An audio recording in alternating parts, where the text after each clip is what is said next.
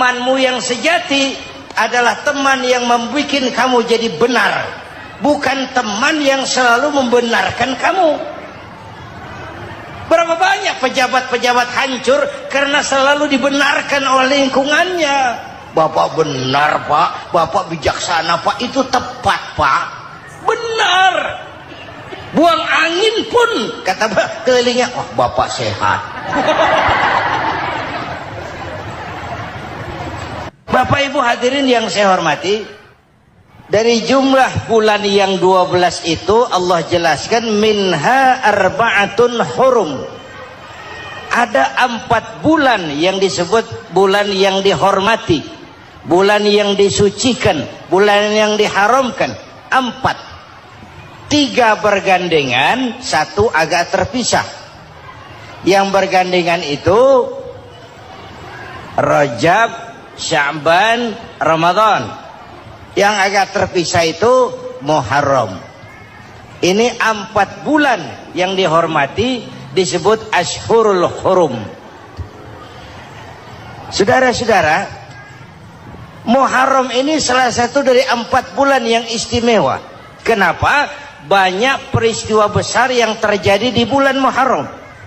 Hampir semua nabi dan rasul berkaitan dengan Muharram ini. Hampir semua nabi dan rasul. Kita akan kutip beberapa saja dalam konteks kekinian. Pertama, Allah menerima taubatnya Nabi Adam pada hari ke-10 bulan Muharram. Adam itu bapak moyang kita. Dosanya 1, makan buah khuldi, dikeluarkan dari surga. Kita dosanya banyak, kepengen masuk, nggak nyambung. Hai Adam, dari tidak ada kamu saya adakan. Saya perintahkan tinggal di surga. Merasa sepi sendirian, saya ciptakan Siti Hawa supaya kamu tenang. Kamu boleh nikmati semuanya. Ini boleh, itu boleh, ini boleh, itu boleh. Makan, makanlah yang kau mau. Minum, minumlah yang kau suka. Pakai, pakailah yang kau senang. Satu yang saya minta, jangan dekati pohon khuldi. Itu kau tidak sanggup, keluar. Diusir dari surga. Sujud Nabi Adam, kata riwayat 40 tahun sujud, membaca Rabbana zalamna anfusana wa illam taghfir lana wa tarhamna lanakunanna minal. Itu namanya istighfarnya Nabi Adam. Istighfar itu kan mengucapkan astagfirullah, basmalah, membaca bismillah. Jangan kayak teman saya disuruh banyak-banyak baca istighfar, benar-benar dia baca istighfar, istighfar, istighfar. Bukan itu maksudnya. Nah, maka salah satu amalan yang sangat dianjurkan di bulan Muharram ini memperbanyak istighfar. Tidak ada orangnya yang tidak. Ayo jujur, ini yang kumpul di sini semua, ada nggak yang nggak punya dosa? Yang merasa nggak punya dosa, ayo ke depan. Ada? Tidak ada. Setiap kita, entah kecil entah besar, sengaja terlupa, pasti mempunyai yang namanya khilaf dan salah. Dan Allah Tuhan kita bukan Tuhan pendendam. Allah Tuhan kita Tuhan yang ramah dan rahmah. Manusia, dosamu banyak, tapi ampunanku lebih banyak. Salahmu besar, rahmatku jauh lebih besar. Kau sujud di hadapanku, aku bangga melihatnya. Kau menangis di hadapanku, aku senyum melihatmu. Kau berjalan menujuku, aku berlari menyambutmu. Karena itu amalan yang sangat dianjurkan di bulan Muharram ini memperbanyak istighfar. Itu kalau istighfarnya Nabi Adam. Ada istighfarnya Nabi Yunus. Ibu kenal Nabi Yunus? Di mana kenalannya? Sok tahu. Nabi Yunus itu ketika berdakwah kepada kaumnya yang bandel, memberikan peringatan mau beriman akan turun azab. Kapan Yunus? Akan. Kenapa mesti akan? Sekarang aja kalau mau saya tungguin. Kurang ajar betul ini umat. Akhirnya Nabi Nuh menghindar dengan perhitungan kalau azab tidak turun saya sudah jauh, meragukan janji Tuhan. Lalu naik kapal, dinaiki oleh Yunus, kapal mogok. Dicari siapa biang keroknya ini, diundi ternyata Yunus. Sampai 3 kali diundi. Dibuanglah Yunus ke dasar laut, ditelan oleh ikan Nun atas perintah Allah. Telan itu Yunus, jangan pakai dikunyah, rusak urusan. Telan saja, simpan di perutmu. Dibawa oleh ikan Nun ke dasar lautan. Itu yang oleh Quran dikatakan bertemulah 3 macam kegelapan. Zulumatun salas, gelapnya tengah malam, gelapnya di dasar laut, gelapnya di dalam perut ikan. Itu namanya peteng, mbahnya gelap.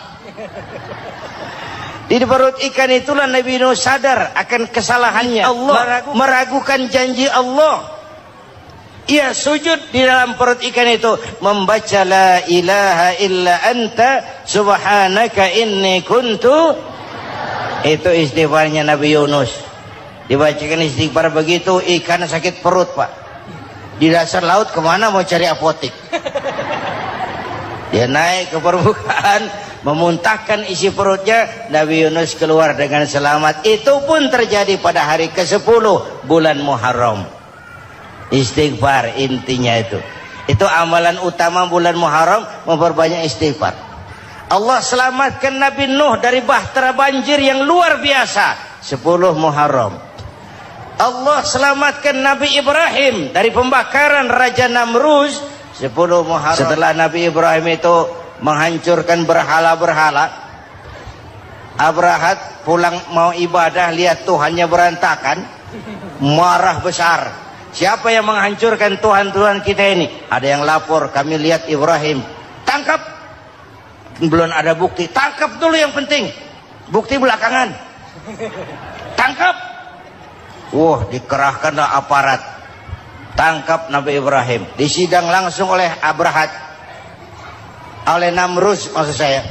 Ibrahim, kau yang menghancurkan berhala-berhala kami ini, Tuhan-Tuhan kami. Siapa bilang? Ada yang lapor. Saya dengar enggak semua berhala itu hancur. Ada yang paling besar, angkat tangan, saya lihat ada kampak di tangannya. Barangkali yang besar itu iseng tuh, yang kecil-kecil dikampakin. Tanya aja sama dia, kamu gila? Kenapa? Masa kami disuruh nanya berhala? Gak bisa jawab. Kenapa disembah? Lebih gila mana? Tahu gak bisa jawab kenapa disembah? Kurang ajar kamu Ibrahim. Bakar, dibakar. Ketika Ibrahim dilempar ke kobaran api yang menggunung, Allah perintah api, ya naru kuni bardan wa salaman ala Ibrahim. Hai api, dinginlah sampean. Api Madura waktu itu pak. Hai api, dinginlah sampean, selamatkan Ibrahim. Api tunduk kepada perintah Allah. Ibrahim masuk ke kobaran api, selembar rambut pun tidak terbakar. Kenapa? Apinya tunduk kepada perintah Allah. Kenapa? Karena Ibrahim orang yang takut kepada Allah. Api tunduk kepada perintah Allah. Kalau kita baca ayat itu, masuk ke api, mateng. Sudah hadirin yang saya muliakan, oleh karena itu selamatnya Ibrahim dari pembakaran Raja Namrud itu pun pada 10 Muharram, Yaum Asyura, hari ke-10 dari bulan Muharram. Imedia. Bapak Ibu hadirin hadirat yang saya cintai, sebagian kecil tentang Nabi Adam, Nabi Ibrahim dan Nabi Yunus, tapi saya belum menceritakan tentang Nabi Nuh tadi. Mengulang kaji, Nabi Nuh salah seorang rasul yang masuk ulul azmi 5 besar. Karena memang perjuangannya menggambarkan satu usaha yang ulet dan luar biasa. Beliau diberi umur 950 tahun. Lalu berdakwah selama 900 tahun. sore, pagi, siang, malam, dapat pengikut tidak lebih 80 orang. Rata-rata 10 tahun satu. Kalau saya minta berhenti aja jadi nabi, Pak. Ustadz mana masih mau buka pesantren? 10 tahun buka pesantren, yang nyantri cuma satu. Pedagang mana yang masih mau dagang? 10 tahun dagang, yang beli satu. Pimpinan partai mana yang masih mau kampanye? 10 tahun buka partai, yang nyoblos satu. Bangkrut. Umatnya bandel, kurang ajar, durjana, bajingan, tengik. Umatnya Nabi Nuh ini kalau diceramahi, telinganya ditutup dengan tangannya. Nabi Nuh akhirnya rekes, Tuhan, siang malam saya berdakwah kepada umat ini. Tiap kali saya sampaikan dakwahmu, mereka tutup telinganya dengan tangannya. Alergi dengar ceramah. Apa itu ceramah? Non profit. Saudara-saudara, jadi mau kamu gimana, Nuh? Sudah Tuhan, habiskan saja orang kafir. Nanti kalau punya anak, anaknya pun kafir, moyangnya sikat habis. Biasanya kalau bapak kalong, anak kampret. Bapak nyolong, anak nyopet. Fotokopi gimana aslinya? Hampir habiskan saja. Itu mau kamu, Nuh? Iya. Oke. Nanti aku turunkan banjir, Nuh. Buat kapal. Dengan apa saya harus buat kapal, Nuh? Ya dengan kayu, kata Tuhan. Kayunya dari mana, Tuhan? Ya dari pohon, Nuh. Pohonnya belum ada, Tuhan. Ya tanam dulu, Nuh. Bikin kapal, kayunya nanam pohon. Apa artinya? Perjuangan perlu kesabaran. Sukses itu ada prosesnya. Nggak bisa simsalabim abracadabra lalu kita mau sukses. Semua ada prosesnya. Walaupun kenyataannya begitu. Sukses banyak bapaknya, gagal itu yatim. Kalau kita sukses, banyak yang ngakuin. Yang baru ketemu pakai manggil encing. Ketemu baru, tapi sukses banyak bapaknya. Gagal, yatim. Gak ada yang mau ngakuin kalau kita gagal itu. Udah, bikin kapal. Dengan kayu di tengah kampung bikin kapal ini. Bayangkan, di tengah kampung bikin kapal. Orang kafir makin menjadi-jadi. Lihat Nuh, kenapa? Makin sarap. Bikin kapal di tengah kampung, mau belayar kemana? Tuh lihat, kalau orang nggak tahu tujuan, mountain setengah jalan. Proses yang dinilai bukan finalnya. Ya kayak gitu kesimpulannya. Saya enaknya sendiri. Bikin kapal. Kapal mendekati selesai. Ini orang kafir rame-rame datang ke kapal Nuh. Mau apa? Buang najis. Sakit perut, berangkat ke kapal Nabi Nuh.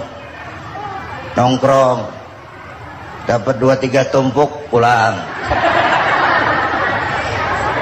Penuh lantai kapal dengan najis manusia. Inilah perjuangan. Bukan jalan raya lurus bertabur bunga di kanan kirinya. Banyak unak dan caci maki, antipat, segala macam. Nuh. Ada orang tua dasar kafir, kurang ajar, sudah stroke berangkat juga ke kapal Nuh. Mau buang najis, pincang-pincang digotong orang. Selesai buang najis, dia bangun mau pulang, pegangan tiang kapal terpeleset, jatuh di atas tumpukan najis. Terjadi keajaiban, yang stroke-nya sembuh. Lumpuhnya hilang, berangkat digotong-gotong, pulang jalan gagah sekali. Tapi orang kampungnya heran, ente sudah sembuh? Sudah. Berobat di mana? Kok begitu paten? Di kapal Nuh. Masih banyak.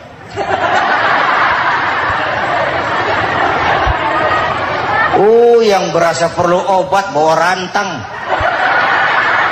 Ambil bersih lagi geladak kapal itu. Sudah selesai? No, selesai. Oke, kau orang yang beriman bersamamu, binatang serba sepasang, naik Nabi Nuh, naik orang beriman sepasang. Ini cikal bakal penyelamatan manusia, Pak. Naiklah orang beriman, sudah naik semua, Nabi Nuh kontrol. Ini contoh buat kita, kontrol. Sudah naik semua teman-teman, sudah. Pemimpin yang baik bukan cuma terima laporan di belakang meja. Laporan itu yang mana juga bagus. Sama juga kampanye yang mana juga merdu. Kalau aja yang dihitung. Pernah ada calon bupati kampanye janji, kalau saya berhasil kita akan banyak bangun jembatan di daerah kita. Tanya, Pak, nggak ada sungai di kampung kita, Pak. Dia bilang, sungainya kita bangun sekalian. Udah kadung janji, mana pula orang mau bangun sungai itu. Saudara-saudara, kontrol. Jangan cuma tunggu laporan di belakang meja. Semua laporan bagus. Ya, Bu? Bu?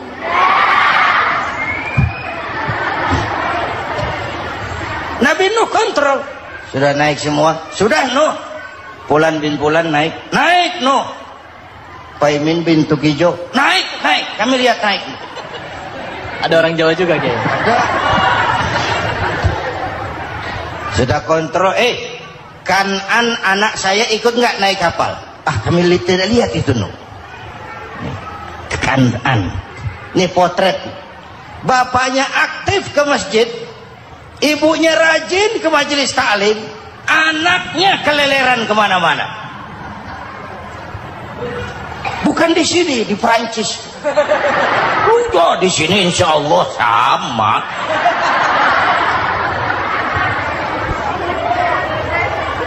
Nuh karena sayang anak, Nuh karena cinta anak, Nuh karena tanggung jawab anak, cari naik ke atas kapal. Lihat Kanaan, anak saya. Nggak lihat, Nuh. Turun ke ruang bawah, periksa lagi. Mang, ayah Kanaan di dia. Jamaah Tasik ini rupanya ditahan. Tuh ayah, Mang. Ayah ke mana ya budak ya? Turun ke bawah Kanaan tuh. Orang nano raketo. Rombongan Jawa Tengah. Naik ke atas buritan. Dari buritan kelihatan ternyata Kanaan tidak ikut naik kapal, kumpul di darat bersama orang kafir. Ini potret kita sekarang. Kumpul sama orang kafir, hanyut anak-anak kita, ditelan budayanya orang kafir, ditelan tradisinya orang kafir, ditelan pergaulannya orang kafir. Nuh karena sayang anak dari atas manggil. Dalam Quran dijelaskan itu. Karena Nabi Nuh di atas, Kanaan di bawah, teriak, ya bunayyar kam ma'ana. Begitu dalam Quran ayatnya. Cuma ini pakai gaya memanggil supaya kelihatan ke gambar, kira-kira Nuh manggilnya begitu. Ini namanya gaya dakwah, Pak. Kalau ceritanya datar nggak menarik. Maka Nuh memanggil Kanaan, ya bunayyar kam ma'ana. Kata yang dengar, ini gaya orang manggil, ya bunayyar kam ma'ana. Kanaan, kesini nak, naik kapal sama papi. Kan di bawah itu, nggak mau papi, John di sini saja. Kata Nuh, jangan nak, Allah sedang murka, akan turun banjir. Kalau datang banjir, papi, sa'awi ila jabalin ya'simuni minal ma'. Saya akan naik ke gunung tinggi yang bisa menyelamatkan saya dari banjir. Kanaan naik ke gunung, gunung dihantam banjir, Kanaan mati. Sampai sekarang. Yang kelima, Nabi Musa, kisah Muharramnya ini. Lahir dalam kondisi yang sulit. Karena Fir'aun mimpi akan lahir seorang anak dari keturunan Bani Israel yang akan menghancurkan kerajaannya. Kata Fir'aun, sudah lahir belum anaknya? Belum. Kalau gitu mulai malam ini laki-laki dilarang bergaul sama istrinya. Semua perempuan hamil di bawah pengawasan negara. Mulai hari ini kalau lahir anak laki-laki turun nama Bani Israel, penggal. Satpol PP disiapkan. Udah ada kayaknya. Ada. Patroli. Bayangkan, nah Fir'aun itu bikin undang-undang seenaknya sendiri. Apalagi merasa kekuasaannya dalam ancaman. Penguasa manapun kalau merasa dalam ancaman, panik. Padahal kekuasaan itu kayak harimau. Makin lama ditaiki, makin sulit turun. Kenapa? Karena macannya makin lapar. Naik terus capek, turun dimakan harimau. Serba sulit. Saudara-saudara, kalau kita mau belajar dari Pak Harto, saya melihat kekurangan Pak Harto cuma satu, terlambat berhenti.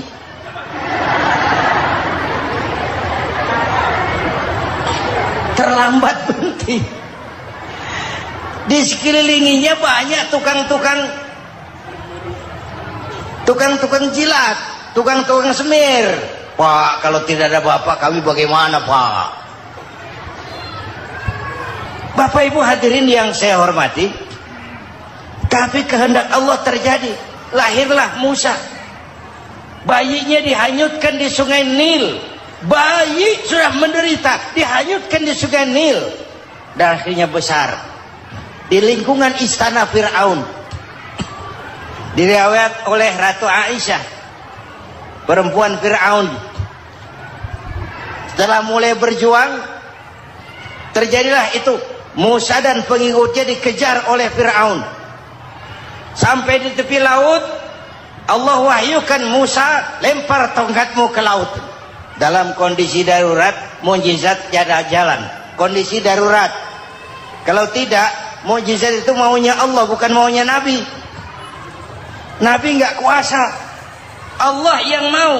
Tapi hidup Nabi bukan mukjizat, manusiawi. Tidak mentang-mentang ada mukjizat tongkat, tiap sulit main tongkat. Nggak usah berjuang kalau begitu. Itu darurat menyelamatkan umat. Tongkat dilempar ke laut, laut terbelah. Laut terbelah. Itu secara visualnya bisa kita lihat dalam film The Ten Commandment. Udah nonton belum?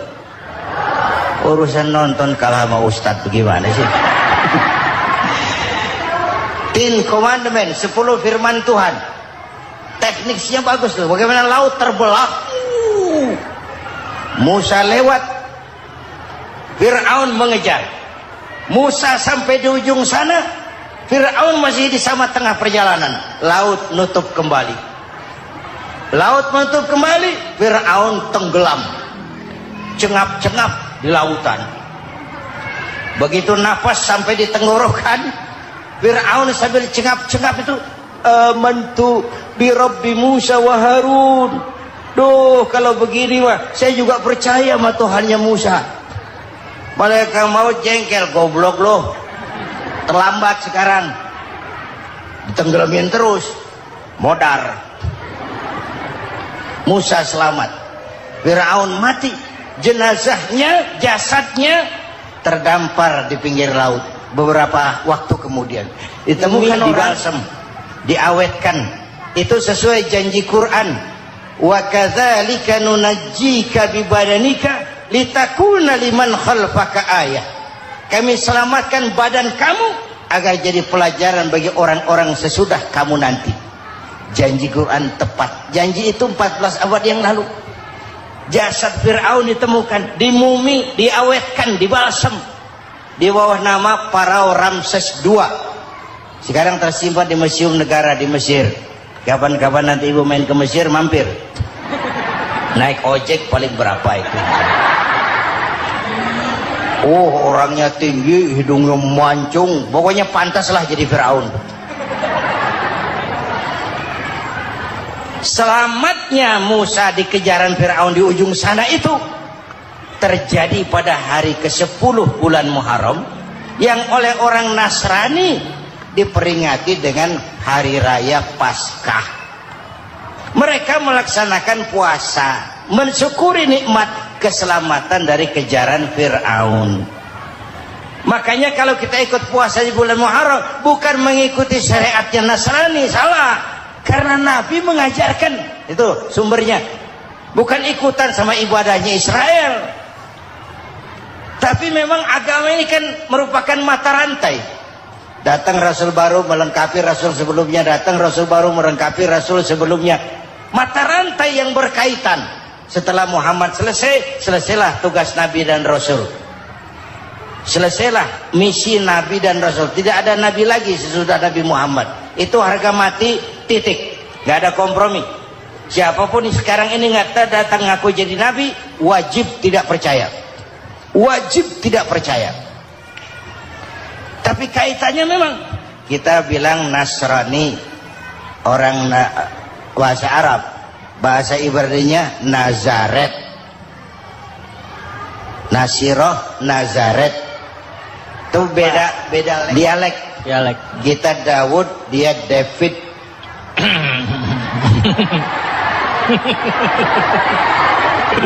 Ibrani. Kita Ali, dia Alek. Kita Sulaiman, dia Solomon. Kita Camat, dia Comot. ini yang ngomong ini comot sembarang. Media. Bapak dan Ibu jamaah yang saya cintai, pertanyaan pertama, hijrah qalbiyah. Ada hijrah badaniyah, hijrah fisik yang dilakukan Nabi dan sahabat dari Mekah ke Madinah. Itu hijrah badaniyah. Ada hijrah qalbiyah, hijrah hati. Dan ini yang kita perlukan sekarang. Karena refleksinya akan membias kepada alur kehidupan.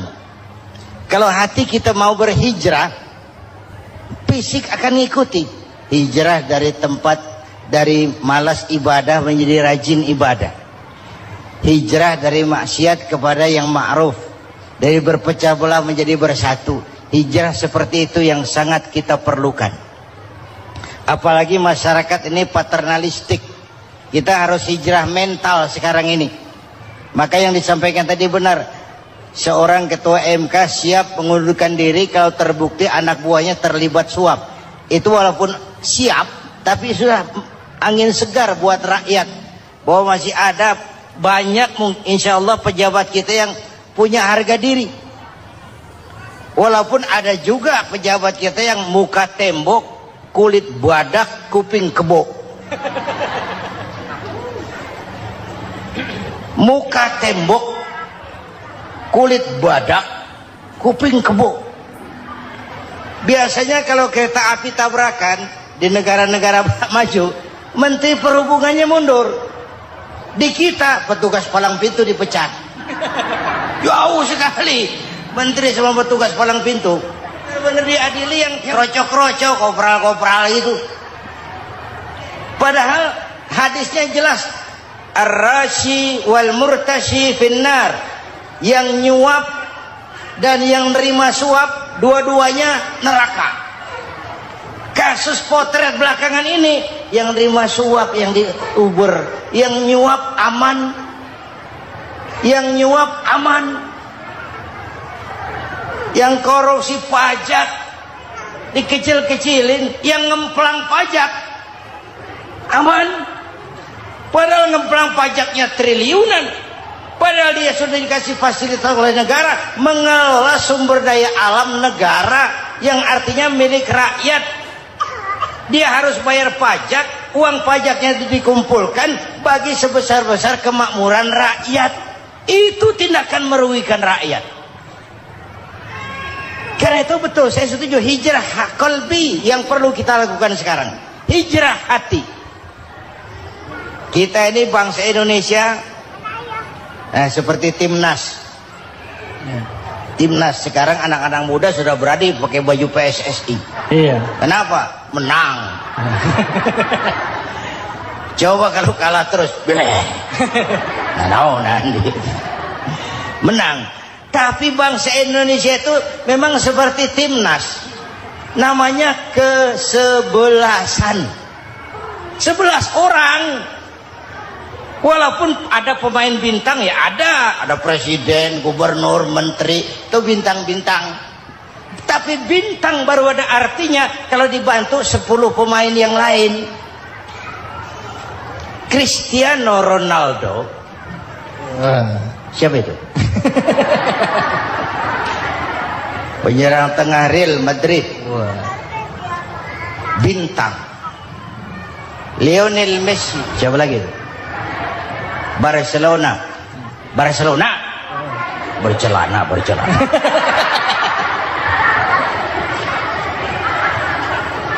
Michael Rooney, bintang Manchester United. Ronaldo baru bintang, Messi baru bintang kalau ada 10 pemain yang lain. Bagaimanapun hebatnya Cristiano Ronaldo, kalau sendirian lawan satu kesebelasan babak belur.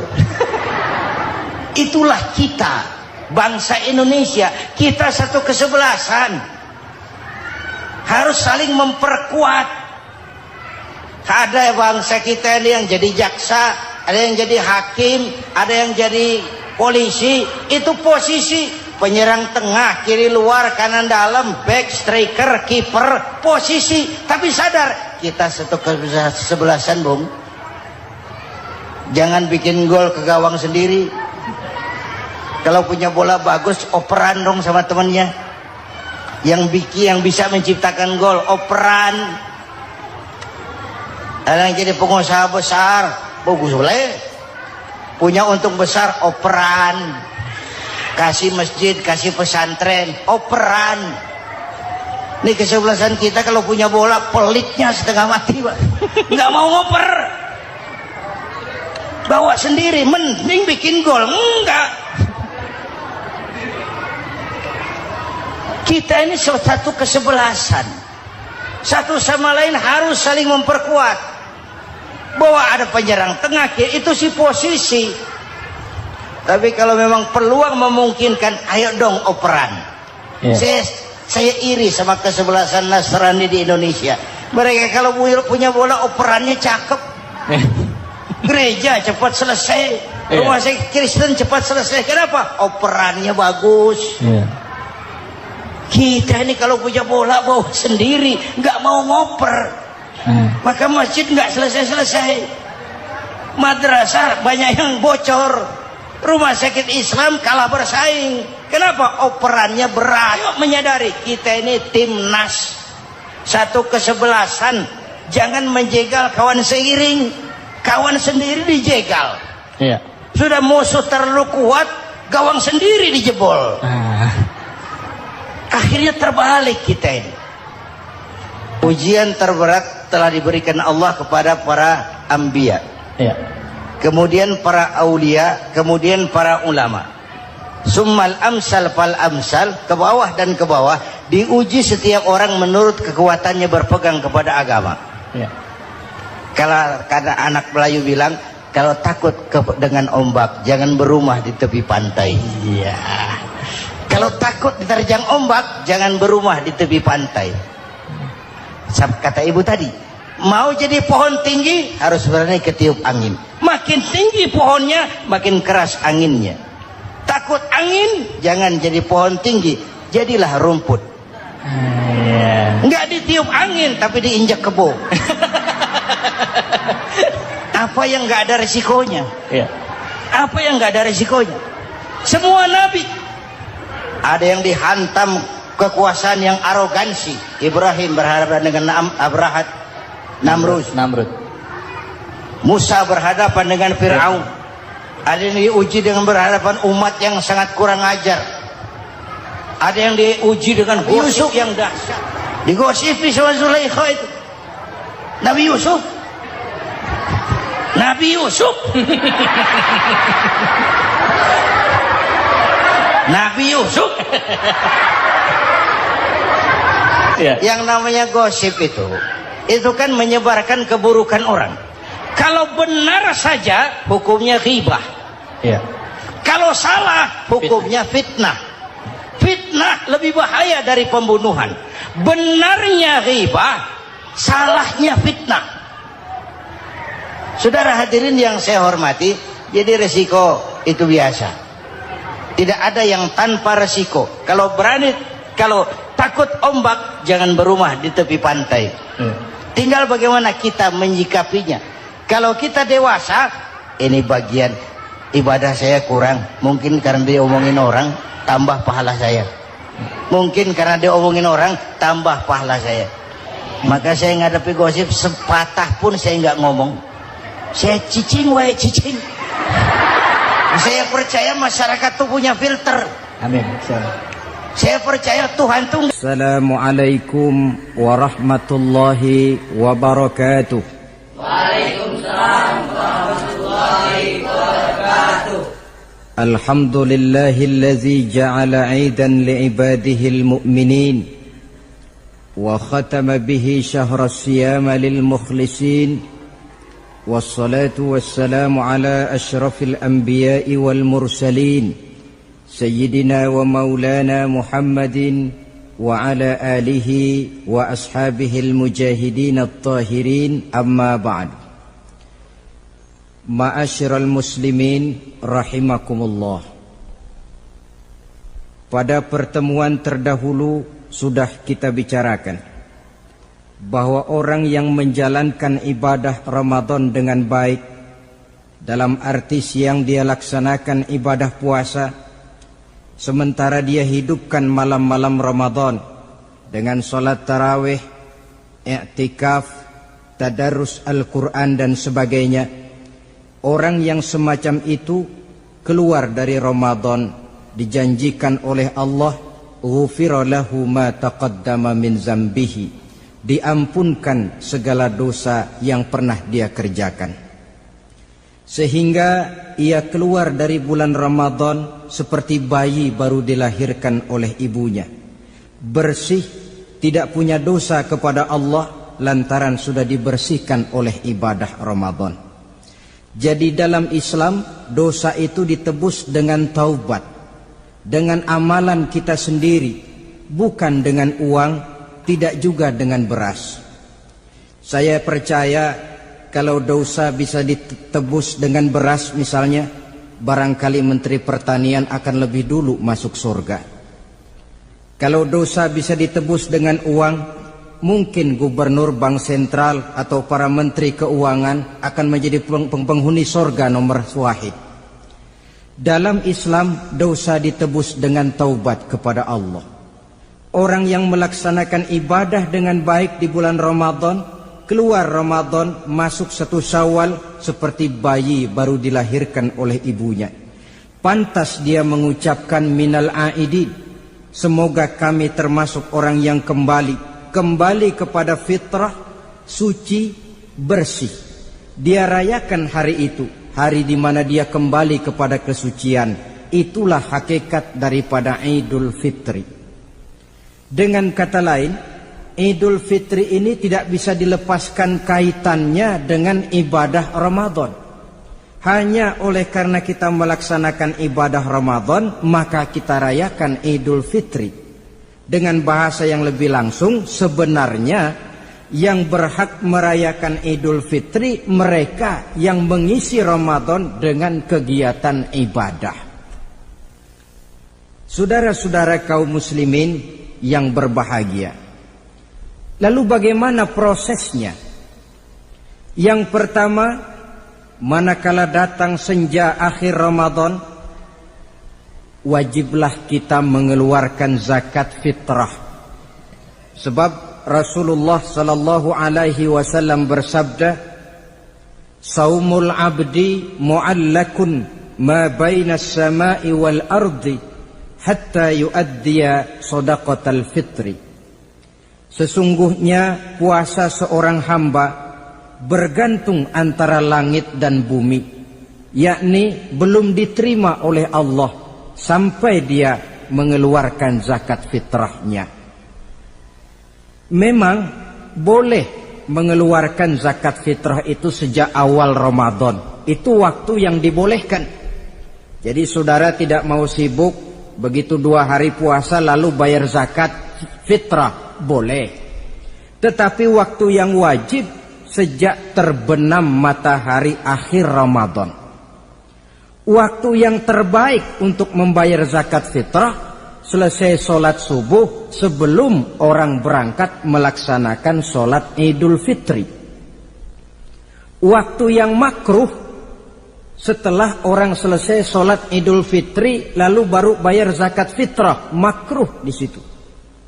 Sedangkan waktu yang haram apabila matahari terbenam pada hari raya tanggal 1 Syawal baru mau bayar zakat fitrah, sudah haram hukumnya. Jadi diawali dengan membayar zakat fitrah, dan ini merupakan realisasi daripada latihan puasa, cinta kepada fakir miskin. Orang bilang kan bulan Ramadan itu katanya bulan latihan. Kata orang Jawa, month of training. Bulan latihan. Apa sih perlunya latihan? Kalau PSSI masuk latihan, tentu keluar latihan mainannya makin bagus. Elias Pikal masuk latihan, keluar latihan gaya tinjunya makin hebat. Itu perlunya latihan. Kalau latihan tiap hari tapi main kalah terus, orang kan bilang buat apa latihan kalau main kalah terus. Kita muslimin selama Ramadan sebulan penuh masuk latihan. Latihan sabar, latihan jujur, latihan disiplin, latihan sederhana, latihan mengendalikan nafsu. Berhasil atau tidaknya latihan itu kelihatan dalam gaya hidup kita sesudah keluar Ramadan. Kalau tidak, Ramadan sabar, habis Ramadan habis sabarnya. Ramadan rajin ke masjid, selesai Ramadan selesai ke masjidnya. Ramadan rajin baca Quran, selesai Ramadan selesai rajinnya. Itu pertanda latihan tidak berhasil. Maka salah satu latihan ini kita buktikan kecintaan kita kepada fakir miskin dengan kewajiban membayar zakat dan zakat fitrah. Ya Allah, sudah saya rasakan bagaimana tidak enaknya lapar dan haus. Sudah saya rasakan bagaimana tidak enaknya penderitaan orang-orang fakir dan miskin yang tiap hari kelaparan dan kehausan. Sebagai pertanda ya Allah, saya keluarkan zakat fitrah ini untuk orang-orang fakir dan miskin. Itu kita keluarkan pada saat matahari akhir Ramadan terbenam. Masuk malam pertama bulan Syawal.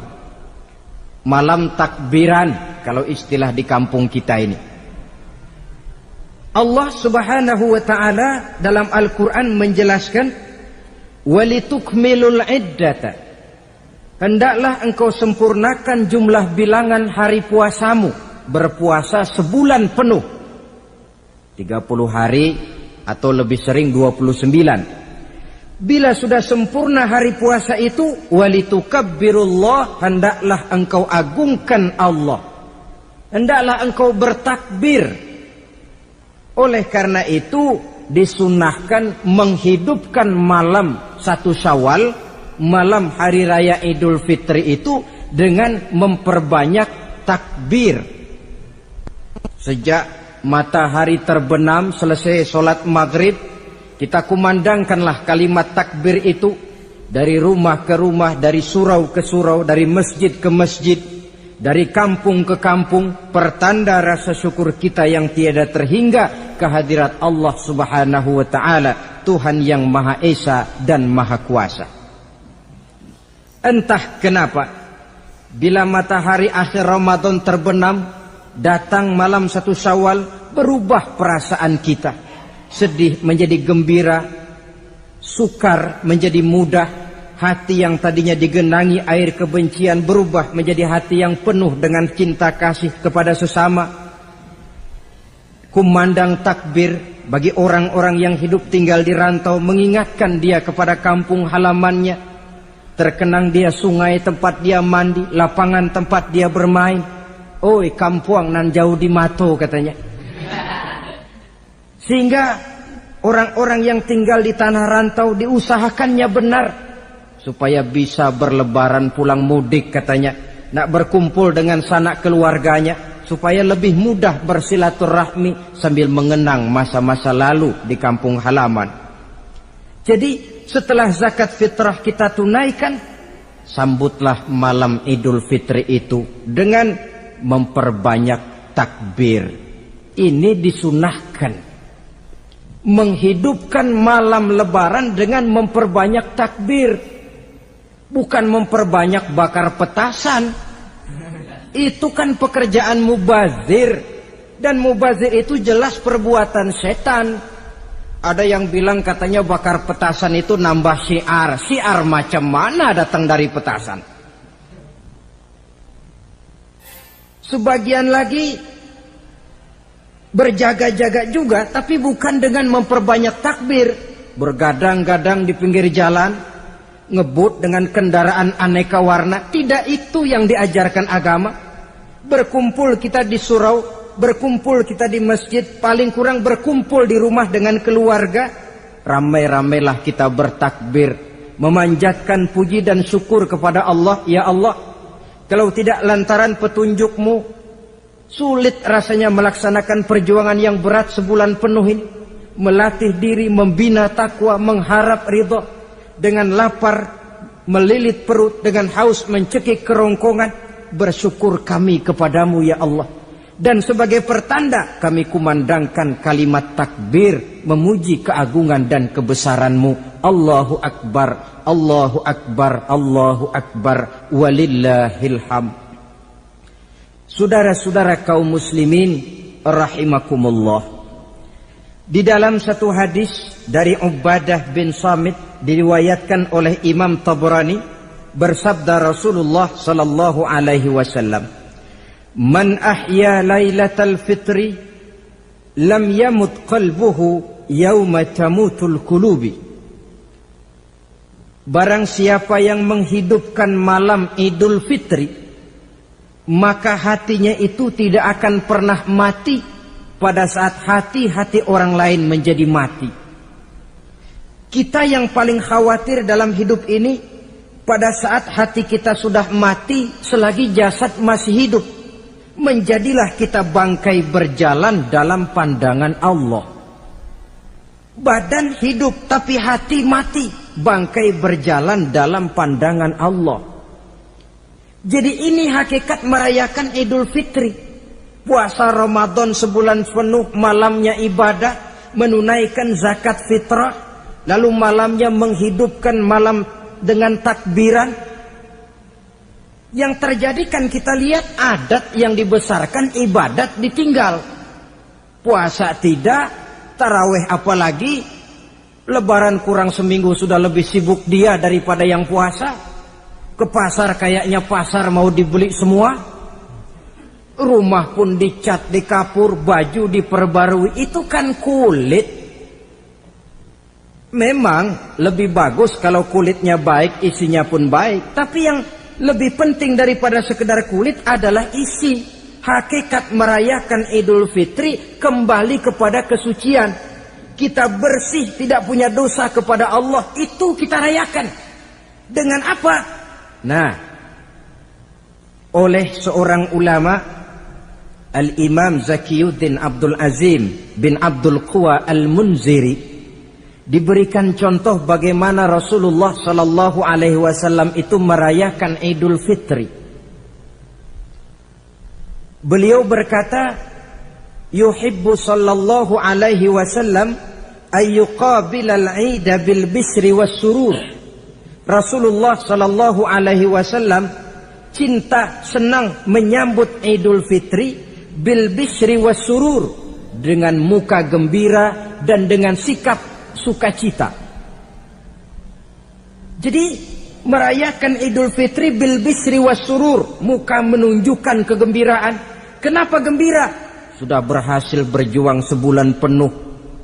Bukan gembira lantaran di rumah banyak dodol, kue, Pakaian serba baru, sepatu pun serba baru. Bukan itu yang kita gembira. Gembira lantaran telah berhasil berjuang mengalahkan nafsu, memenuhi perintah Allah, melaksanakan puasa.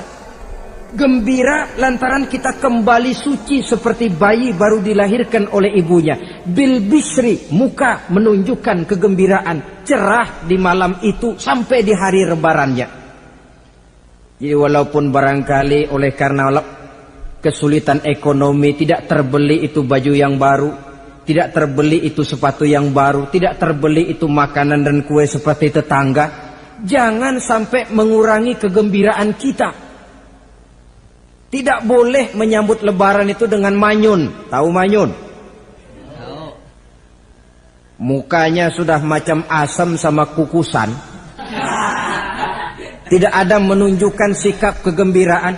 Nabi menghadapi hari itu bil bisri was surur, dengan muka cerah dan dengan sikap gembira. Tapi gembira dalam arti tetap pada jalur kontrol. Lalu apa lagi? Wa taubatu lillahi ta'ala, dengan tetap melaksanakan taubat kepada Allah. Wan nadam alal khataya, menyesal terhadap segala kesalahan yang pernah dikerjakan. Itu yang dilakukan baginda Nabi di hari raya. Wa masalihatil khusum, memperbaiki orang-orang yang bermusuhan. Wal akhzi binasiril mazlum, menolong orang-orang yang teraniaya. Wasillatil arham, melaksanakan silaturahmi. Wal ihsan ilal fuqara, berbuat kebaikan kepada kaum fakir miskin. Wa ziyaratil aqarib, menziarahi, mengunjungi kaum kerabat. Itu hakikat di dalam melaksanakan Idul Fitri.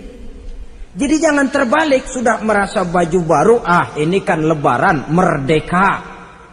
Kalau kemarin Ramadan kita dikekang, tidak boleh begini, tidak boleh begitu. Sekarang sudah keluar Ramadan, merdeka. Lalu dirayakannya Idul Fitri dengan bermabuk-mabukan, dengan judi, dengan perbuatan zina. Itu sama saja dengan baju baru habis dicuci, sudah diceburin lagi ke dalam comberan. Ini kan ibarat baju masuk Ramadan dicuci sebersih-bersihnya. Keluar Ramadan, masuk lebaran, tetaplah berusaha menjaga kebersihan itu. Kalau ditinggalkan Ramadan merasa merdeka, melemparkan lagi diri ke lembah dosa, sama saja baju yang sudah putih, bersih, ditriska bagus-bagus, tapi lalu dilemparkan lagi ke dalam comberan. Na'udzubillah min zalik. Saudara-saudara kaum muslimin yang berbahagia, jadi setelah zakat fitrah kita bayar, hidupkan malam Idul Fitri itu dengan mengumandangkan kalimat takbir. Lalu bila datang sholat subuh di pagi hari pertama bulan Syawal, kita laksanakanlah sholat subuh itu berjamaah. Jangan sampai terbalik, saking kepengennya sholat Idul Fitri, subuhnya enggak. Ini kan sama saja kata orang nyari jarum kapak hilang. Tak membela yang sunnah, yang wajib disia-siakan. Sholat Idul Fitri itu sunnah saja hukumnya. Sholat subuh wajib. Masakan yang wajib kita tinggalkan, lalu yang sunnah kita kejar-kejar. Terbalik tentunya. Lalu manakala usai kita sholat subuh masih mengumandangkan takbir, bersiap-siaplah kita untuk berangkat menunaikan sholat Idul Fitri. 2 rakaat, lalu diiringi dengan khutbah hari raya Idul Fitri. 2 khutbah, seperti khutbah Jumat itu. Khutbah pertama dan khutbah kedua. Kalau selesai melaksanakan sholat Idul Fitri, maka kembalilah kita ke rumah dengan suasana gembira. Untuk apa? Untuk berhalal bihalal, istilahnya untuk berlebaran, saling meminta maaf. Kenapa? Dengan ibadah Ramadan, dosa kita kepada Allah insya Allah bersih. Tapi kan kita tidak cuma berbuat dosa kepada Allah, kita juga berbuat salah kepada sesama manusia. Dosa kepada Allah, taubat langsung kepadanya, sonder pakai calo. Tidak bisa saudara bikin dosa kepada Allah datang ke rumah saya, Pak inilah saya kasih uang tolong mintakan tobat saya kepada Allah, ya tidak bisa. Dosa kepada Allah langsung bertaubat kepadanya. Tapi dosa kepada sesama manusia, Allah belum akan memberikan ampun kalau kita belum minta maaf kepada yang bersangkutan. Ini sulitnya. Kalau saudara dosa meninggalkan sholat, tobat kepada Allah. Tapi kalau dosa kepada sesama manusia, saudara mencuri sendal orang, cara taubatnya bagaimana? Pertama menyesal, kenapa mencuri? Yang kedua berjanji tidak akan mencuri lagi. Yang ketiga meninggalkan perbuatan mencuri. Dan yang keempat sendal orang pulangin. Tidak bisa saudara mencuri sendal, Tuhan taubat, nggak lagi-lagi nyolong sendal, tapi sendal orang dibekap terus, nggak dipulang-pulangin, ya tidak termasuk taubat itu. Itulah sebabnya selesai sholat Idul Fitri, kita pun meminta maaf. Nah, siapa yang harus lebih utama kita mintakan maaf? Satu riwayat menjelaskan bahwa selesai sholat Idul Fitri, para sahabat mendengar Rasul mengucapkan amin sampai 3 kali. Amin, amin, amin. Heran para sahabat. Ini Rasulullah tidak ada angin, tidak ada hujan. Kenapa amin sampai 3 kali? Mereka pun bertanya, ya Rasul, tadi amin sampai 3 kali kenapa? Kalian tidak tahu? Tidak tahu ya Rasul. Begini. Tadi itu selesai sholat, turun malaikat Jibril kepada saya. Beliau berkata, ya Muhammad, saya hendak berdoa kepada Allah. Maukah kau mengaminkan? Silahkan Jibril, berdoalah, saya akan mengaminkan. Rasul berdoa, Nabi mengaminkan. Doanya berisi 3 macam permohonan, maka Rasul pun 3 kali mengucapkan amin. Logikanya, kalau sudah malaikat Jibril yang berdoa, lalu Rasul yang mengaminkan, apa iya doanya itu meleset? Apa isi doa malaikat Jibril? Yang pertama doa beliau, ya Allah, hari ini, 1 Syawal ketika itu, saya mohon kepadamu, janganlah engkau terima puasa dan ibadahnya anak yang durhaka kepada kedua orang tuanya. Rasul di belakang, amin. Anak yang durhaka kepada ibu bapaknya. Ya Ramadan dia puasa di siang hari, malam dia taraweh, dia tadarus Al-Quran. Kalau sudah durhaka kepada ibu bapaknya, ibadahnya didoakan oleh malaikat Jibril, diaminkan oleh Rasul agar tidak diterima oleh Allah Subhanahu wa ta'ala. Sebab itu manakala usai sholat Idul Fitri, pulang kita ke rumah, bersimpuhlah kepada ibu bapak, meminta maafnya, meminta ridhonya. Ibu kita yang telah mengandungkan kita, melahirkan kita antara pilihan hidup dan mati. Bapak yang pergi pagi pulang sore peras keringat banting tulang untuk mendidik dan membesarkan kita. Demi setelah kita yang anak ini jadi orang, kadang-kadang lupa kacang akan kulitnya. Bagaimanapun tinggi status sosial seorang anak, bagaimanapun banyak gelar di sandangnya, bagaimanapun kayanya dia, kalau sudah durhaka kepada kedua orang tuanya, alamat hidup tidak akan memperoleh keberkahan. Doa malaikat Jibril yang kedua, ya Allah, hari ini saya mohon kepadamu, jangan engkau terima puasa dan ibadahnya suami istri yang tidak saling memaafkan. Sebab itu seorang suami, seorang istri, selesai turun sholat Idul Fitri, hendaklah berlapang dada si suami memaafkan istrinya, meredokannya. Si istri pun bersimpuh meminta maaf dan ridho suaminya. Istri yang durhaka kepada suaminya. Sebab itu tidak heran kalau Rasul dalam satu hadis pernah menjelaskan, ayyumam ra'atin matat wa zawjuha anha radin illa dakhalatil jannah. Kalau ada seorang perempuan meninggal dunia, suaminya ridho kepadanya, itu perempuan akan masuk surga. Ini artinya kalau seorang perempuan meninggal, suaminya tidak ridho kepadanya, biar dia tukang sholat, biar dia ahli puasa, biar dia hadir di majelis taklim manapun, meninggal tidak diridhoi suaminya, pintu surga belum dibukakan sampai suaminya ridho kepadanya. Riwayat lain menjelaskan bahwa sepulang Isra dan Mi'raj, Rasul bercerita kepada para sahabat, saya dalam perjalanan Mi'raj itu diperlihatkan neraka. Neraka ya Rasul? Iya. Lalu bagaimana? Saya lihat isinya kok kebanyakan perempuan. Perempuan? Laki bagaimana ya Rasul? Laki juga tidak sedikit. Kenapa lebih banyak perempuan ya Rasul? Apa mereka tidak sholat? Sholat? Tidak puasa barangkali? Mereka rajin puasa. Tidak suka mengaji barangkali? Mungkin lebih rajin dia dari suaminya.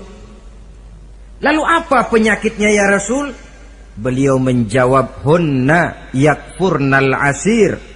Penyakit perempuan itu dimanapun, tidak pandai bersyukur, kurang rasa terima kasih kepada suaminya.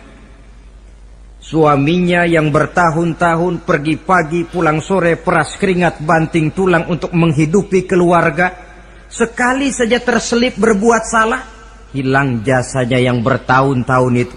Cuma salahnya saja yang diingat. Ibarat kata pepatah, panas setahun, habis dibalas oleh hujan satu hari. Habis dibalas oleh hujan satu hari. Malaikat Jibril yang ketiga, ya Allah, hari ini saya mohon kepadamu, janganlah engkau terima puasa dan ibadahnya muslim yang tidak mau memaafkan sesama saudaranya muslim. Tugas kita adalah meminta maaf, tetapi memberi maaf lebih mulia, karena memang memberi maaf lebih sulit daripada meminta maaf. Oleh sebab itu momen hari raya Idul Fitri intinya adalah halal bihalal. Bukan lalu merasa merdeka sudah ditinggalkan oleh Ramadan, berbuat sesuka hati, yang laksana baju sudah dibersihkan tapi dibenamkan kembali ke dalam lumpur. Yang kita inginkan agar bersih hubungan kita dengan Allah dan baik juga hubungan kita kepada sesama manusia. Hadis yang kedua, pada suatu hari ketika kumpul dengan para sahabat, Rasul bertanya, Atadruna manil muflis? Saudara-saudara, tahu nggak siapa orang bangkrut, orang sial, orang yang tidak beruntung itu siapa? Pertanyaan yang menarik. Jawaban sahabat macam-macam. Ada yang bilang al-muflisu fina man la dirham lahu wala mata'. Ya Rasul, menurut pendapat kami orang yang bangkrut, orang yang sial, yang tidak punya duit dan tidak punya harta. Itu jawab sahabat, dan begitu jawab banyak orang sekarang. Siapa yang banyak uang raja dia, yang tidak punya uang bangkrut dia. Sampai-sampai pepatah orang Arab bilang, innad darahima fil amakini kulliha taksur rijala mahabatan wa jalala.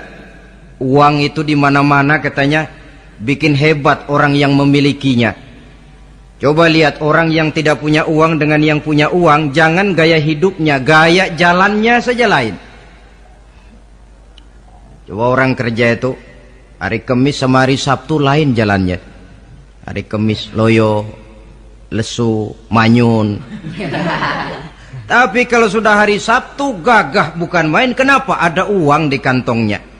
Wahia lisanun liman arada fasahatan. Uang adalah lidah yang paling fasih untuk bicara. Bicara lidah macet, coba uang yang bicara talk chair. Wahia silahun liman arada qitalan. Uang juga senjata paling ampuh bagi orang yang mau maju ke medan perang. Tapi apa benar begitu? Rasul menjawab, innal muflisa min ummati, orang yang bangkrut dari golongan umatku, umatku bukan orang lain, bukan mereka yang tidak punya uang, kata Rasul, bukan mereka yang tidak banyak hartanya. Orang yang bangkrut dari golongan umatku, may ya'ti yaumal qiyamah bi salatin wa siyamin wa zakatin, orang yang di hari kiamat nanti datang menghadap Allah dengan membawa pahala solat. Sebab waktu di dunia dia tukang solat, menghadap Allah dia setor, ya Allah ini pahala solat saya, solat wajibnya, solat sunnah rawatib nawafilnya. Wasiyamin, pahala puasa juga dia bawa setor kepada Allah, baik puasa wajib Ramadan, puasa sunnah Senin Kemis, puasa sunnah 6 hari di bulan Syawal. Wa zakatin, pahala zakatnya juga dia bawa menghadap Allah di satu pihak. Cuma sayang, kata Allah, wa ya'ti qad syatama haza, dia juga datang membawa dosa karena pernah mencaci maki orang. Wa qazafa haza, pernah memfitnah orang. Wa akala mala haza, pernah memakan harta orang dengan cara yang batil. Wa syafaka dama haza, mengalirkan darah orang tanpa alasan yang benar. Di satu pihak datang membawa pahala ibadah, di lain pihak datang menyandang dosa kepada manusia. Kalau ini yang terjadi, bagaimana nasib kita? Kata baginda Rasul, maka diambillah dosa orang yang pernah kita fitnah. Untuk apa? Diberikan kita. Sudah enak-enak, ya Allah ini pahala solat saya. Tahu-tahu datang orang, sebentar ya Allah, orang ini waktu di dunia memang ahli solat, tapi saya tanpa salah pernah difitnah. Sakit hati saya, hancur nama baik saya lantaran ulahnya. Saya menuntut keadilan. Benar orang ini pernah kau fitnah? Benar ya Allah. Kalau begitu pahala solatmu sini, kasihin orang yang kau fitnah. Habis pahala solat, datang lagi orang menagih, ya Allah, dia memang waktu di dunia ahli bayar zakat, tapi juga dia sering makan harta orang dengan cara yang batil. Benar? Benar ya Allah. Sini pahala zakatmu, berikan kepada orang yang hartanya kau makan dengan cara yang batil. Fa in faniyat hasanatuhu qabla ayyuqda ma alaihi, kalau pahala kebaikannya sudah habis untuk nutup hutang dosa, sementara tagihan datang terus, ukhiza min khatayahum, maka diambillah dosa orang-orang yang pernah kita fitnah, kita caci maki, kita zolimi, untuk diberikan kepada kita. Apa enggak bangkrut ini? Sudah pahala dipretelin, dosa dikasih lagi. Ibarat orang dagang, modal habis, tagihan utang datang terus. Apa pasalnya ini? Dia cuma baik kepada Allah, solatnya betul, puasanya bagus, zakat dia bayar. Tapi kepada sesama manusia, dia tukang fitnah, tukang mencaci maki, ahli makan harta orang dengan cara yang batil. Bangkrut nasibnya di akhirat nanti. Maka keliru kalau momen Idul Fitri itu dimanfaatkan untuk sesuatu yang merusak arti kesucian, merusak arti fitrah. Mari kita dengarkan hadis dari Wahab bin Munabbah. Inna iblis alaihi la'nah yasihu fi kulli yaumi idin. Iblis tiap hari raya Idul Fitri teriak-teriak. Akibat teriakannya, laskarnya, bala tentaranya kumpul. Ya Sayyidana, man aghdabuka? Wahai junjungan kami, kata bala tentara iblis ini, kenapa teriak-teriak macam itu? Apa yang bikin Tuhan begitu jengkel?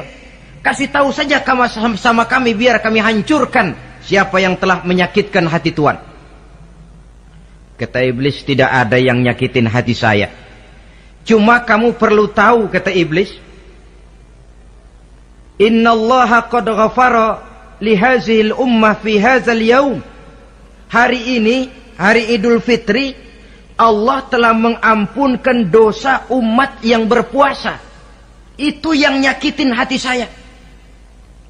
Setengah mati saya menggoda mereka supaya mereka mabuk, supaya mereka zina, supaya mereka judi, supaya mereka merusak. Mereka puasa di bulan Ramadan, hari ini Allah ampunkan dosa mereka. Apa enggak sakit hati saya? Lalu apa tugas kami, Tuhan? Kata tentara iblis ini, fa'alaikum an tusghiluhum bil lazat wasyahawat wa syurbil khamr. Kata iblis, kasih komando dia, begini saja, kau rusak mereka, umat Islam yang dosanya hari ini diampuni, kau rusak mereka bil lazat, dengan segala macam kelezatan, wasyahawat, dengan memperturutkan hawa nafsu, wasyurbil khamr, dengan meminum minuman yang memabukkan di hari raya Idul Fitri ini. Jadi kalau mereka datang bermaaf-maafan, Allah sudah mengampuni dosa mereka, tolong kau rusak suasana itu. Tanamkan kepada mereka supaya menikmati hari ini dengan segala macam kelezatan, memperturutkan hawa nafsunya, meminum minuman keras, hanyut di meja judi, sehingga melupakan arti hakikat Idul Fitri yang sebenarnya. Di akhir riwayat ini Nabi pesan, oleh karena itu kata Nabi, ijtahidu yaumal fitri fis sadaqah wa a'malil khair wal birri minas salah waz zakah wat tasbih wat tahlil. Oleh sebab itu kata Nabi, hati-hatilah kamu, sungguh-sungguhlah kamu pada hari Idul Fitri ini melaksanakan segala macam kebajikan seperti sedekah, perbuatan baik, salat, zakat, mengucapkan tasbih, tahlil, karena hari ini Allah telah mengampunkan dosa kamu. Jadi jangan dinodai hari yang bersih itu dengan perbuatan-perbuatan yang tercela. Inilah kelirunya kalau adat lebih dibesarkan daripada ibadat.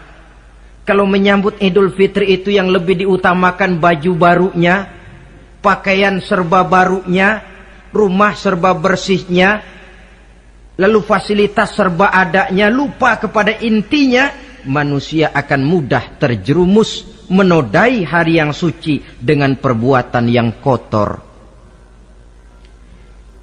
Saudara-saudara, ma'asyiral muslimin rahimakumullah.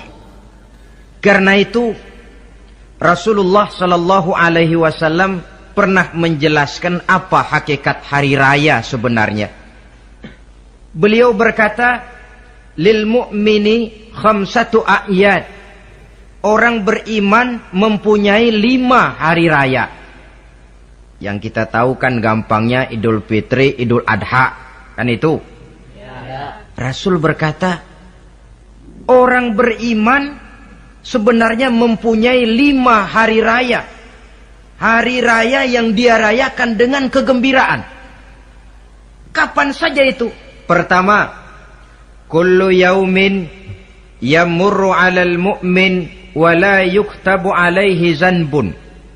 Setiap hari yang dilalui oleh seorang mukmin tanpa Allah menulis dosanya, itulah hari raya baginya. Jadi kalau berlalu satu hari dan hari itu kita tidak melakukan dosa satupun, itu hari raya. Dengan kata lain, bergembiralah seorang mukmin kalau dia bisa melewati satu hari tanpa di hari itu dia melakukan dosa. Itu hari raya. Aduh, saya girang benar hari ini. Kenapa? Hari ini tidak ada dosa yang saya kerjakan rasanya. Hari raya pertama adalah hari di mana kita lewati tanpa melakukan dosa. Kira-kira bisa nggak satu hari lewat tanpa dosa? Ya, bukan cuma sekedar mau, tapi berusaha untuk bisa. Ini hari raya yang pertama. Yang kedua kata Nabi, al-yaumul ladzi yakhruju fihi minad dunya bil iman wasyahadah wal ismah min kaidis syaitan. hari di mana dia keluar meninggalkan dunia ini, kembali kepada Allah bil iman, dengan membawa iman, wasyahadah, mengucapkan 2 kalimat syahadat, wal ismah min kaidi syaitan, dan selamat dari tipu daya setan. Saudara-saudara, mati membawa iman, sempat mengucapkan 2 kalimat syahadat, selamat dari tipu daya setan, itu hari raya kita. Sebab apa? Yang paling kita khawatir kalau sudah meninggalkan dunia tanpa membawa iman, tidak sempat mengucapkan 2 kalimat syahadat. Nah, supaya kita mati bisa mengucapkan 2 kalimat syahadat, caranya bagaimana? Ya tergantung latihan dan kebiasaan. Orang kepengen kaya mesti latihan kaya. Orang kepengen bisa nyanyi mesti latihan nyanyi. Orang yang dalam hidupnya sering mengucapkan 2 kalimat syahadat, insya Allah di akhir hayatnya pun kalimat itu yang akan diucapkannya. Makanya kalau Allah pesan, la tamutunna illa wa antum muslimun, jangan kamu mati kecuali dalam Islam. Bagaimana supaya kita mati dalam Islam? Hidup ini pun biasakan dalam Islam. Hanya mereka yang membiasakan hidup secara Islam, insya Allah bisa mati dalam lingkungan Islam. Ini hari raya yang kedua. Yang ketiga, al-yaumul lazi yujawizu fihi sirat wa ya'manu min ahwalil qiyamah. Hari di mana dia lewat di atas sirat dan aman dari huru-hara hari kiamat. Lewat di atas sirat dengan selamat, itu hari raya yang membawa kegembiraan. Yang keempat, al-yaumul lazi yadkhulu fihil jannah wa ya'manu minal jahim. Hari di mana dia masuk ke dalam surga dan aman dari siksaan neraka. Hari raya terakhir, al-yaumul lazi yanzuru fihi ila rabbih. Hari di mana dia bertemu dengan Allah Tuhannya. Itu hari raya terbesar. Masuk surga itu enak, tapi bertemu Allah jauh lebih enak. Sama saja kita masuk istana negara itu nikmat, tapi bertemu presiden jauh lebih nikmat.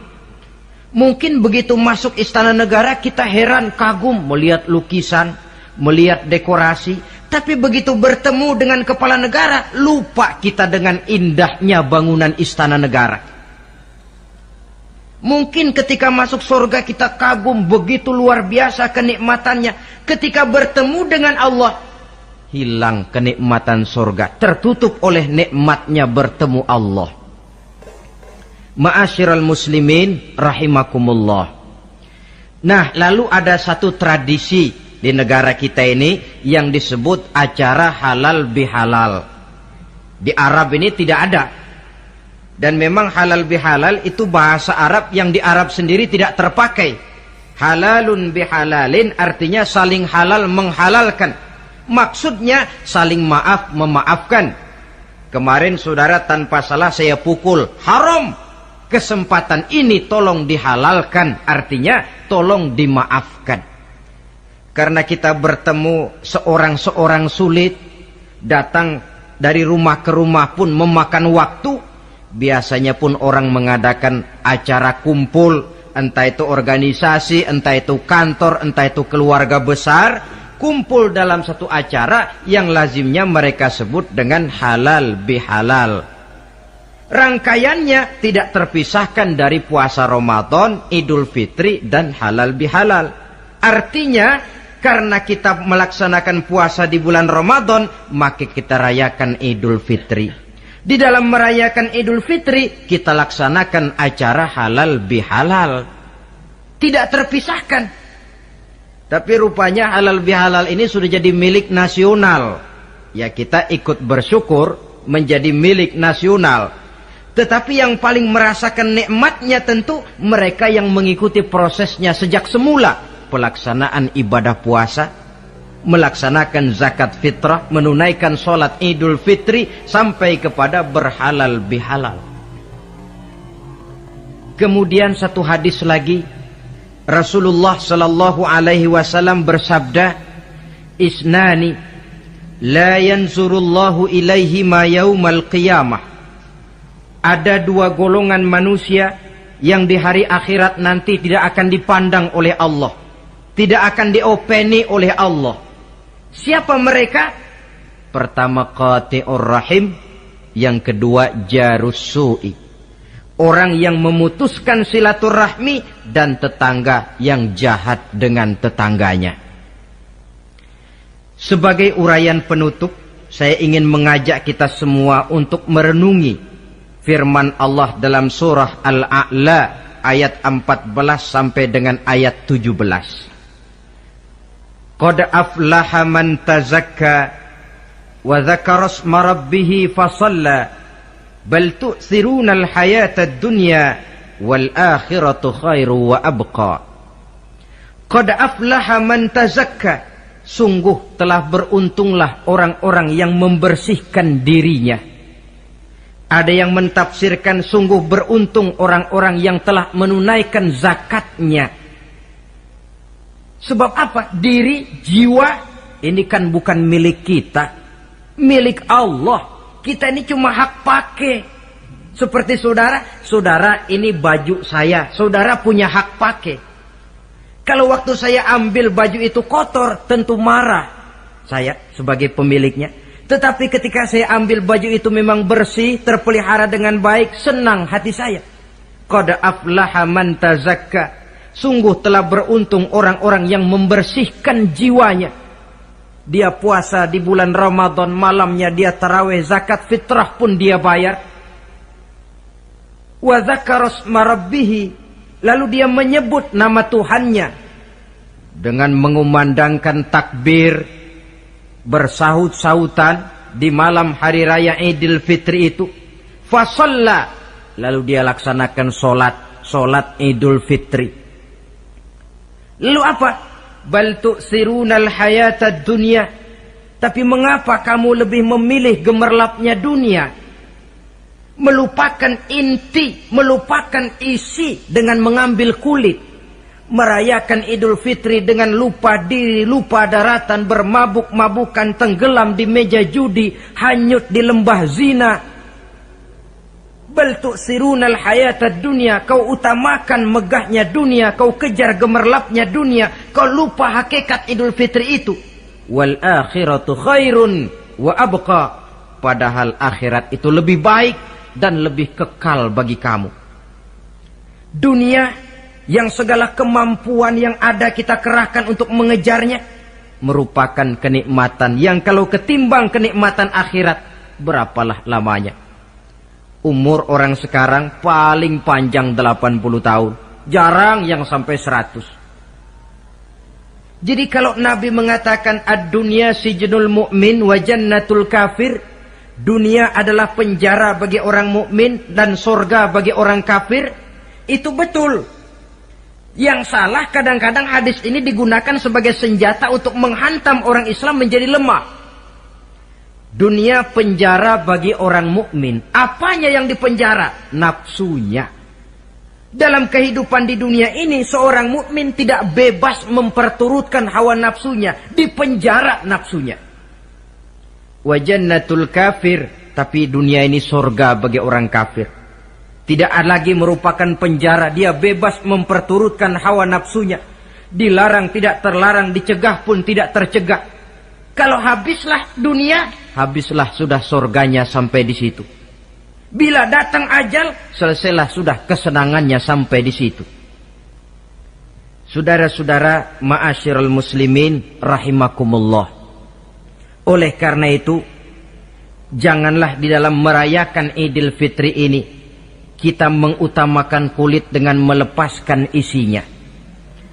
Hari raya fitrah, hari raya kesucian yang seharusnya dirayakan dalam suasana kesucian, jangan dinodai dengan perbuatan-perbuatan kotor yang akan mengundang dosa di dalam kehidupan kita.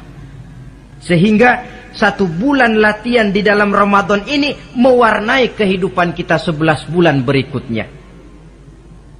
Tanda bahwa latihan berhasil. Keluar Ramadan, gaya hidup kita makin baik. Ada kesinambungan. Jangan cuma Ramadan bisa sabar, selesai Ramadan selesai sabarnya. Ramadan rajin ke masjid, selesai Ramadan selesai rajinnya. Ramadan cinta kepada yatim piatu dan fakir miskin, selesai Ramadan malah kejam kepada yatim dan orang-orang miskin. Latihan tidak akan membawa hasil seperti yang diharapkan. Puncaknya, tercapailah tujuan daripada pelaksanaan ibadah puasa, la'allakum tattaqun, agar dengan pelaksanaan ibadah puasa kamu menjadi manusia yang bertakwa kepada Allah. Bukankah di sini harga dan nilai daripada manusia? Jadi puasa dengan kemampuan mengendalikan diri, dengan kesederhanaan, dengan disiplin, dengan cinta kepada fakir miskin, seluruhnya bertujuan membentuk manusia yang bertakwa. Dan saya yakin bukan suatu kebetulan kalau di dalam GBHN, garis besar haluan negara kita, dirumuskan bahwa tujuan pendidikan di Indonesia membentuk manusia yang bertakwa kepada Tuhan yang Maha Esa. Saya yakin itu bukan kebetulan. Saya percaya itu bukan hasil lamunan karena yang duduk di DPR, MPR orang bonafid semua. Tujuan pendidikan, apapun nama pendidikan itu, harus mengarahkan, membawa manusia Indonesia menjadi orang yang bertakwa kepada Tuhan. Dan dalam artian kita, takwa itu tidak lain kemampuan melaksanakan segala yang diperintah Allah dan kesanggupan menjauhi segala yang dilarangnya. Ma'asyiral muslimin rahimakumullah. Karena itu saya ingat benar, orang-orang tua kita itu betul. Kalau dia berlebaran, dia bawa anaknya yang kecil-kecil itu ke rumah keluarga, sanak familinya, diperkenalkan. Ini bibimu, yang itu pamanmu, sebelah sana tuh kakekmu. Apa yang kita ingat di waktu kecil akan tertanam sampai kita besar. Istilahnya tidak kehilangan obor. Tahu keluarga, kenal sanak famili. Yang terjadi zaman sekarang, kadang-kadang ipar dengan ipar berkelahi, keponakan dengan keponakan bermain hantam. Kenapa? Hilang obor, tidak ada yang memberikan penyuluhan bahwa dia masih keluargamu. Apa latar belakangnya? Kurangnya silaturahmi. Apalagi remaja sekarang kalau diajak pergi berlebaran kuno keragunan saja ngelihat uak. Ya tidak ada salahnya toh, rekreasi persilakan. Keragunan kah, ke Taman Mini kah, ke Taman Impian Jaya Ancol kah. Tetapi silaturahmi ini utamakan. Kunjungi keluarga, kunjungi sanak famili, handai tolan. Sebab apabila silaturahmi ini sudah retak, pada akhirnya kita kehilangan obor. Manakala sudah kehilangan obor, boleh jadi kita tidak akan saling mengenal satu dengan lainnya. Bukankah adat hidup katanya tolong menolong? Bila kita merupakan satu keluarga besar, mungkin ada kelemahan di bidang pendidikan, yang lain maju di bidang ekonomi, saling membantu sehingga terwujud di mana yang satu menunjang kemajuan bagi yang lainnya. Saudara-saudara, inilah pembicaraan kita pada pertemuan kita kali ini. Dengan harapan tentunya, mudah-mudahan kita benar-benar masuk dalam kelompok minal aidina wal faizin wa kullu amin wa antum bi khair. Termasuk orang yang kembali suci kepada fitrah, beruntung, dan amalan ibadah kita diterima oleh Allah Subhanahu wa ta'ala. Sekian dan demikian. Terima kasih atas segala perhatian. Mohon maaf atas segala kekurangan. Usikum wa nafsi bitaqwallah. Wassalamualaikum warahmatullahi wabarakatuh. Waalaikumsalam warahmatullahi wabarakatuh.